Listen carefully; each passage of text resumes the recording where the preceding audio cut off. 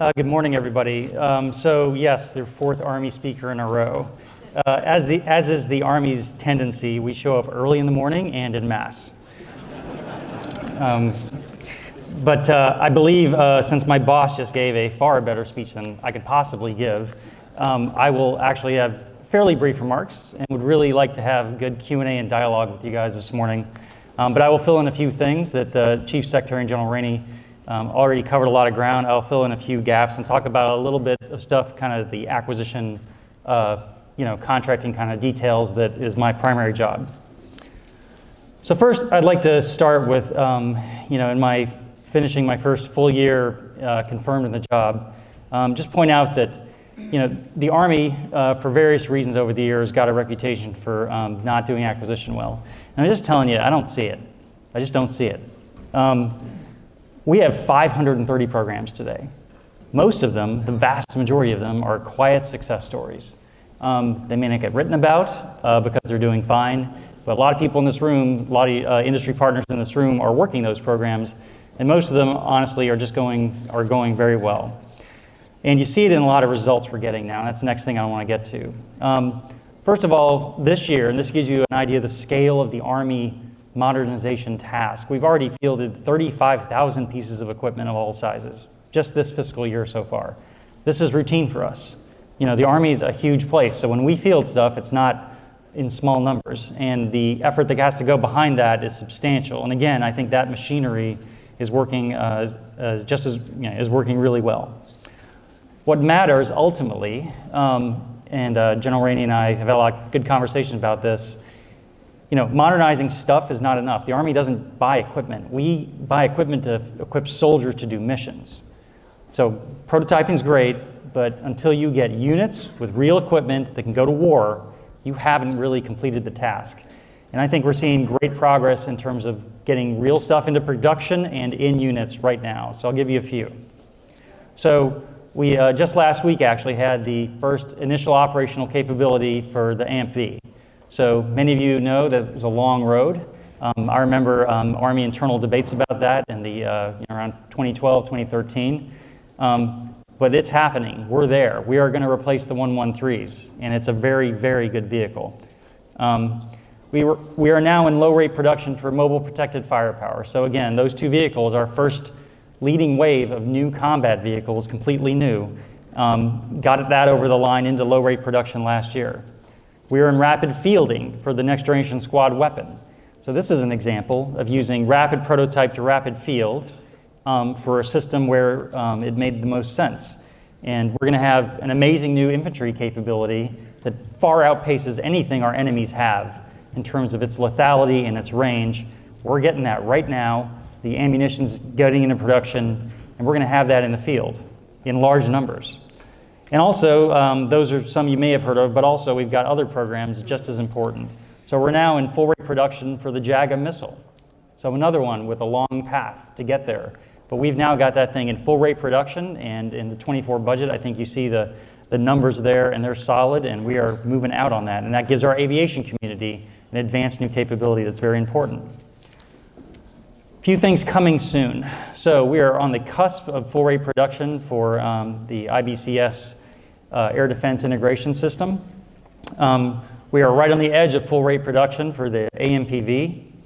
And we, this year, are going to have our first unit equipped for the mid-range capability. So that's giving the Army a whole new capability to launch cruise missiles and SM-6s.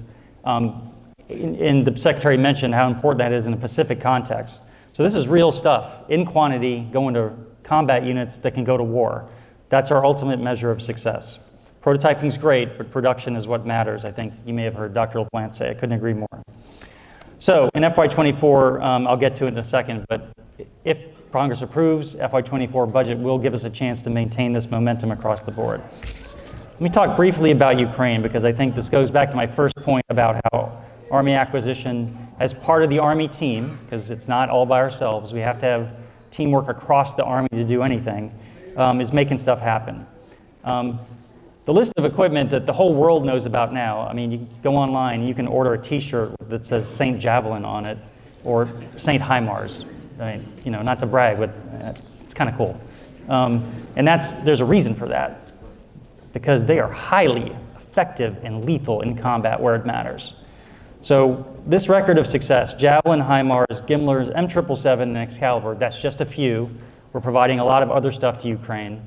And they are showing on the battlefield the results of decades of work by, I'm sure, some folks in this room and others outside to do all the hard work of getting those systems through testing, developed at a high quality, and then produced them at a high quality. I mean, what's normal to us, an artillery round that works perfectly every time, it goes exactly the right distance, the fuse works perfectly, you get highly lethal effects, that's normal to us. That's not the world standard. I mean, I'm fine bragging on it. Our stuff's better. And our stuff's better because we have American industry, we have very high standards in the Army that we hold ourselves to, and I think people are seeing in combat now in Ukraine the proof of that. So our goal is to do that across the board. And I'll get to later where there are bumps in the road. Not everything's perfect. We are clear-eyed about that, and we're going to fix the challenges where we find them. So let me briefly talk about FY24. So the FY24 budget, people have seen it now. I think it shows what the Secretary was alluding to. It gives us an opportunity for sustained momentum on all of our priority programs. We did that in the Army, balancing risk. There always is some risk to balance with, I believe, thoughtful, appropriate risk on some of our enduring platforms' pace of production. And of course, that'll be an ongoing conversation with Congress, and we're eager to have that. Critically, and to get to the Secretary's point about prioritizing the Army's role in the Pacific, the budget, I think if you look at where the procurement dollars are in the closer years of the fight up, they're in the network, they're in long-range fires, they're in air and missile defense, and deep sensing. So those things, the Army brings a lot of things to the Pacific fight, but those things actually were at the front of the modernization plan that I inherited and we are carrying on. And I think this is proving how prescient and thoughtful that plan was.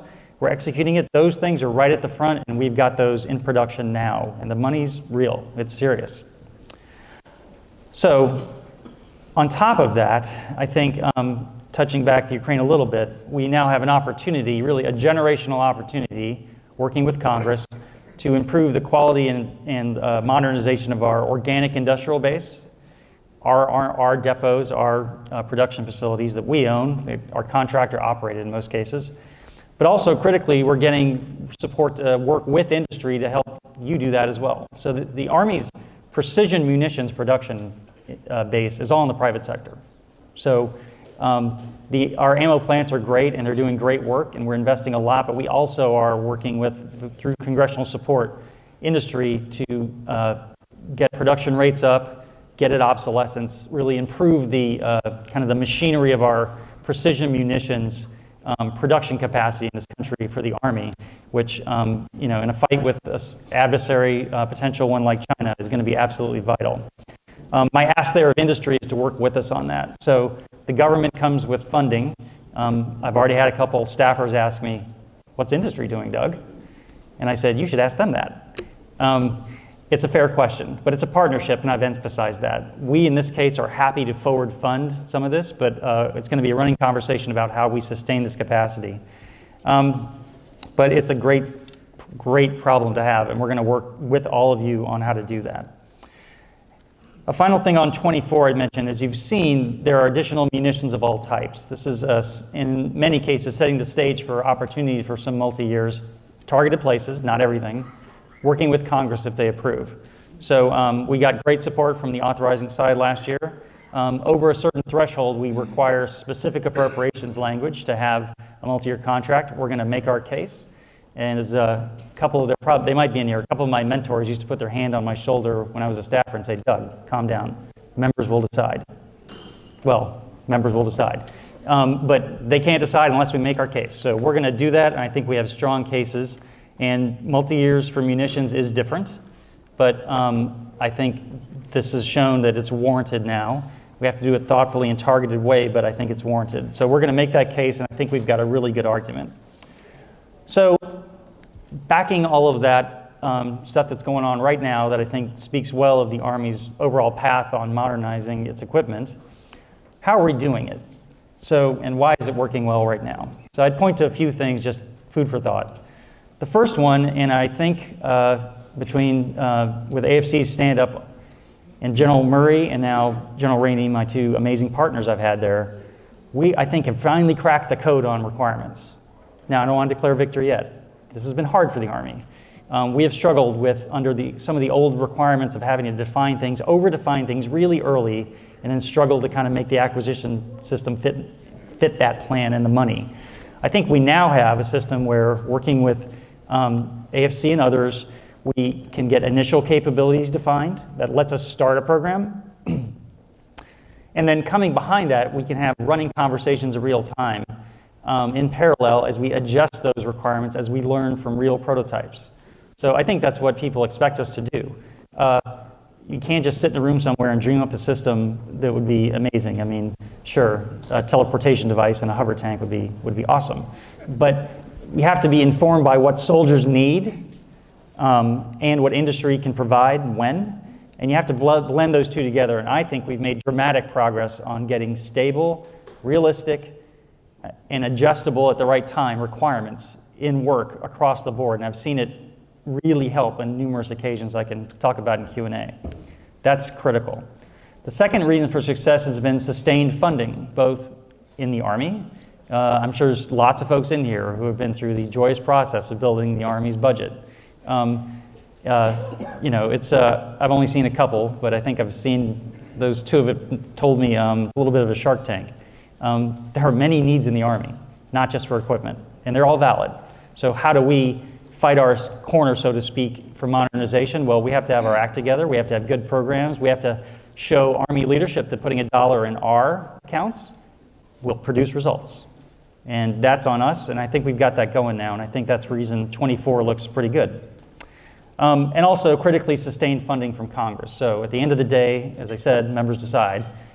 We have to have our programs working well. We've got to be working on the problems members think are the right problems. And we've got to communicate, as the Secretary said, over-communicate with Congress to make sure they know what we're doing. I spend a lot of time doing that, and it's really important to do, because ultimately they do decide. And finally, this is a little bit of acquisition wonk. The new authorities developed by Congress in the late 2016, 2017 really worked through into effect by Secretary Lord, the previous administration, in terms of giving us authorities we can actually use, are now being fully realized. I think we're not just like edging into it, we're now fully using them. And I'd mention two in particular. So middle tier authority, it's actually not a huge part of our programs. I mentioned we have 530. I only have 30 middle tiers. So in context, the Army is not abusing this authority. We are using it in a targeted way. But it is absolutely essential to be able to start a program much faster than in the past. Start it with an initial idea of requirements. You don't have to have the thing down to the bolt before you're spending some money on prototyping. And then iterate with soldier touch points and testing to get a better idea of a final requirement before we go into either further development or production. And I think how we come out of middle tiers varies. Some, we're going to end up going into further development. We use, on our helicopters, for example, our big helicopters, we've used middle tier to do really more advanced prototyping. That's for help refine the requirements and get us in the right place that sets the stage for a successful EMD effort and then into production. But on other things, we are going straight into production. So as I mentioned, kind of the other end of the spectrum, the new rifle. That was a middle tier rapid prototype straight to rapid field. So the Army's using it differently in different ways, but I think that's critical. Another one that doesn't get as much attention is actually the software pathway. And the software pathway is actually more radical in some ways than any of the other new authorities. It is an effort, and I think a great one, to recognize how industry and how the private sector does software and get us much closer to that. We frankly had an industrial kind of approach to software. I share the Secretary's frustrations, but I think we are getting points on the board in terms of getting Army software programs close to how the private sector does it. Now, the funding for this is a little different. So, this will be an ongoing conversation with our friends in Congress, but also inside the Pentagon with our budget folks, our cost estimating folks. They all have to get on board with this new way of doing software, which recognizes that software is really never finished. It's iterative, You need a minimum viable product early, and then you just keep spinning on that to improve it and get it in the hands of soldiers and get feedback. So that's not an easy one, but we're committed to it, and it's a big deal. We've got, I think, 8 programs now, and we're tacking on at least that many more over the next year where we're going to use that new authority. So I will mention, Secretary talked about great progress, the Chief did too. I do want to make sure people realize the Army is very clear-eyed about how things are not going to go effortlessly. So we are developing a lot of new technology. We are going to run into challenges. My observation over the years is the Army at times struggled in how to deal with those challenges institutionally. Sometimes I think we change course too quick. I think broad Army conversations with all the members of the Army team, these are not just acquisition decisions. The whole Army team has to contribute about how we figure out how to go forward when we hit bumps in the road. So I'll talk about a few. First of all, and these are thematic, and then I will have a couple specifics. So prototyping to production. So we have started a ton of prototype programs. Those are great, but as I mentioned, prototypes don't go to war. So we need to actually get into production. And as many of you know here, the engineering behind high quality, our level of quality, going back to Ukraine, at volume is not easy. I mean, that's a lot of engineering and work that goes into producing things that are going to be reliable and great for our soldiers. Everything from the welding quality to the huge part flows that have to come into the factory at just the right time. This is not easy stuff, but working with industry, I think we're making great progress there, but it is a challenge. It is a challenge. Second, I mentioned a couple internal things in the Pentagon.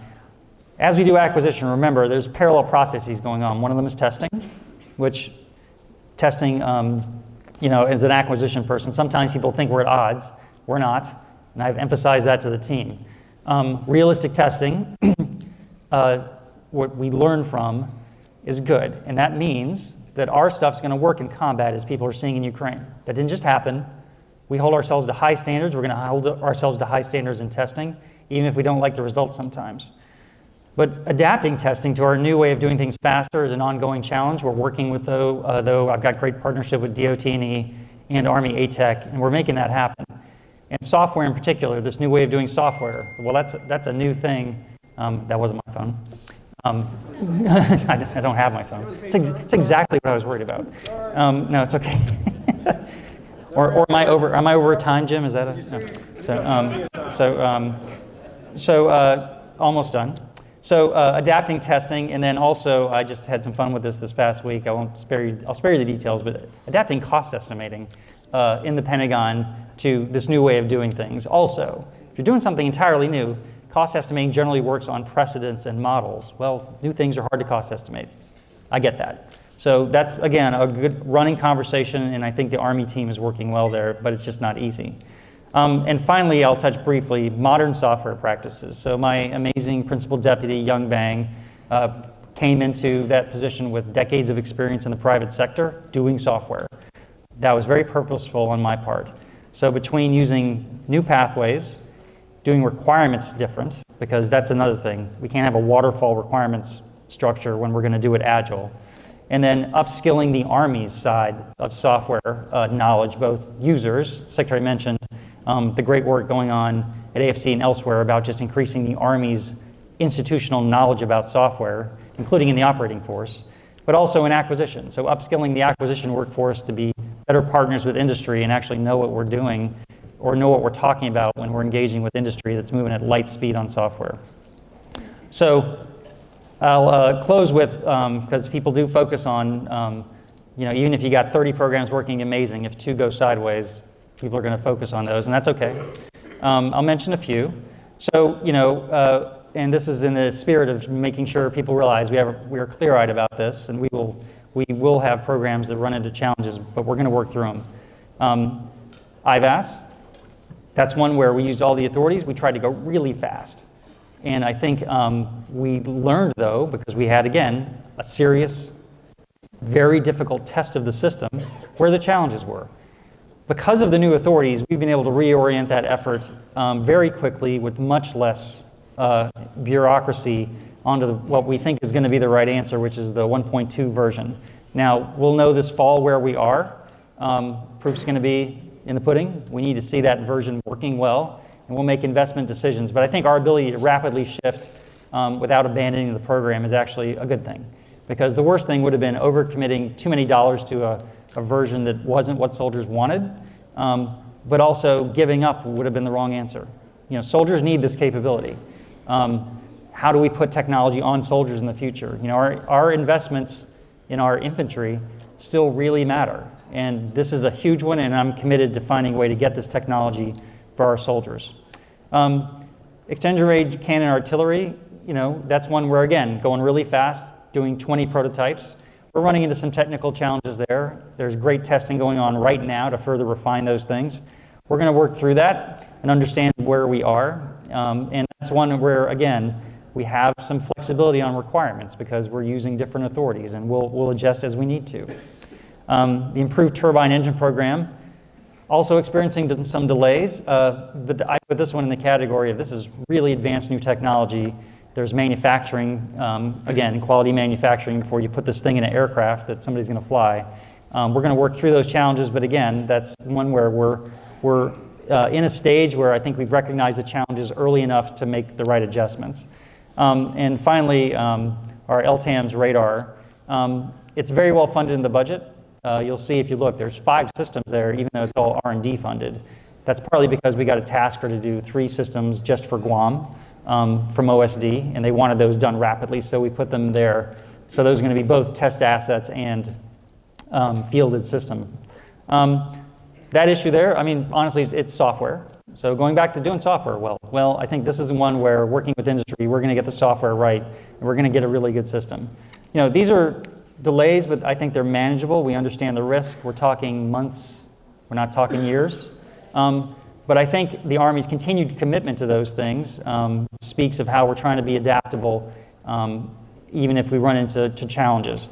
Now, I'll leave you with a thought. I mentioned a few that are running into challenges. All of the other programs, I mentioned 530, all of the rest are actually doing really, really well. And one final thought is I just want to thank my acquisition workforce. They're sometimes called bureaucrats. I bristle at that a little. Here's why. First of all, dedicated government service. The pay's not great, the hours are long, but they come in every day, do the hard work, often without a lot of thanks, to get all this great equipment for the U.S. Army and for our allies. That's a mission with a moral imperative to it. Okay, you can call some of my folks bureaucrats, you can call me a bureaucrat, that's fine. But that mission is still matters. Second aspect is most of the leadership I have is actually they're Army officers. I have probably more Army officers than almost any other administrative part of the Army. If you look at this generation of acquisition officers, every single one's got a right shoulder patch. Every single one's been to war. So, you can characterize us as bureaucrats, but, these are real people with combat experience doing my acquisition work on the military side. And a lot of my civilians also, by the way, are combat vets or have deployments under their belts. So, we're part of the Army, but I would just say that I just want to thank that workforce publicly since I have a chance. I'm honored to lead them every day. We're not perfect, but they are doing great work right now for the country. And with Ukraine and COVID before, we showed that we can go fast and get great stuff that's going to win wars. And that's our mission. So with that, I'll take some questions. Thanks for that. I've got the first question, and this will sound harsh, but it's not because we failed when I was there too. We've had 4 Army speakers come in and talk about the need to change, which is going to take money. And yet no one is talking about how do we drive down the cost of sustainment. That's kind of in your job, absolutely, but it's hard. So any thoughts on that? Yes, and that's a great question. I think, for big platforms, as you know, once you've kind of gone into production, it's really hard to move the dial much on sustainment costs.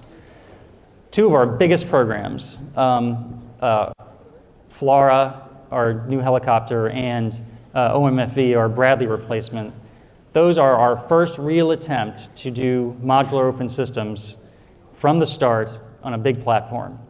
Now, the hope is that that approach to allow us to plug and play and not be, frankly, in an endless sole source environment, if it works, hopefully will help because we'll still have basically ongoing competition inside those programs for their lifetime, not just up front. So that's one. The second one is being smart about how we design. So the secretary mentioned, hybrid vehicles not to to achieve combat capability, not for some, green type, goals. It's about combat capability, but it's also about lowering logistics burdens, which is also, spare parts, fuel. A more reliable vehicle, for example, is lower cost to maintain. A vehicle that uses less fuel is lower cost to maintain. So I think you're right. It's an endless campaign. I think we've got great partnership with our logistics side these days. But I think, if MOSA really pays off for those two, that's going to be big. But we got a long way to go on those two. But those are kind of our lead dogs. Thanks. Good answer. Sir. Over here, sir. Jackson is the co-founder and CEO of Jackson. As a startup, we experienced near death this weekend. Most of you know that. No, that wasn't my fault. I don't do banking, Reg. Sorry. But working with DoD as a startup, we go through this every quarter, right? Trying to figure out what works. Right? What is your team doing to work with startups to make that acquisition cycle shorter, so Sure. you can survive and make it? So thanks for the question. And my predecessor, Dr. Bruce Jetty, and General Murray at AFC together actually added several elements to our toolbox for working with innovative companies. So not everybody's a small business, but we've got, I think, great two centers of excellence now on small business. We've actually also consolidated cyber work under one contracting entity. So we've moved contracting time on cyber awards from down by like 75%. And I think that's a huge deal because, getting an agreement with the Army is great, but until you have a contract and money flowing, it doesn't really make much of a difference for you. The second thing is continued openness and conversations with, and just outreach to find out what's out there. Because, here in Beltway, we can get in our own kind of bubble. We only talk to the same folks over and over again. I think between what AFC is doing and what Army Labs are doing, and then what a lot of OSD level people are doing, DIU and others, and Ms. Shu's got great initiatives here. I think we're at least out there talking to folks better. Now, I don't know, it may not produce a contract for everybody. Conversation is not a contract. But I think we're out there more. What I think could really help is for us to find a way to make the case with Congress for a little bit more flexibility on in-year funding. So I can tell you one of the scariest phrase in the Pentagon is in-cycle change. Okay, that's between appropriations. Because it's like, oh my gosh, we don't have any money for this, even though this great thing came along. We've got to continue to make the case. I think the door is cracked a little bit open on that. We need you guys to make the case with Congress as well. A little more flexibility in key areas. AI is a great one.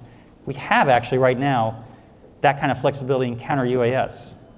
Dollars aren't huge, but counter UAS, I think we've made the case that counter unmanned aircraft system space is rapidly evolving. We can't be on a 2-year cycle. So I think AI could be another one where we make the case to Congress, get a little more flexibility on funding. That'll let us go faster in cycle. But that'll be a running conversation. But that's one of the things I'm going to try to work with Congress on this year. We have to make the case for it, then we have to earn that flexibility by doing it well and showing Congress what we're doing. Do we have time for one more, sir? Okay. Hey, good morning, sir. Picking up real quick on your MOSA comment. So another innovation you and your team have taken on is, modular systems and open architecture, so we don't get vendor lock and, parts obsolescence when we build our next generation systems. Given the end objective where we all know where we want to be, what's your objective? Where do you think we stand so far on that pathway? Are we getting progress? So we put ourselves in a position to get that. I think it is a different business model. So how industry adapts to this different business model is, of course, very important. And we have to do most in a way where, our industry partners still have a path to profitability. So this is not an attack on profits. Profits for delivering good equipment to the Army is absolutely a good thing. And we have to be informed by how industry sees our MOSA approach to make sure that we're staying inside the lines of flexibility, but not going so far that we cut off people's paths to a success for them, and that's vital. That profit motive and American innovation that's driven by it is like one of our superpowers, and I'm committed to making sure we have a path to reasonable, appropriate profits for our defense companies that perform. So that'll be a running conversation. I think we're opening doors to some people with MOSA to get in, but we've also got to make sure that the baseline company doing the big integration work also has a way to make a path to something that they can justify to their boards, and that's okay. That's America. Well spoken, sir. Okay. Easy.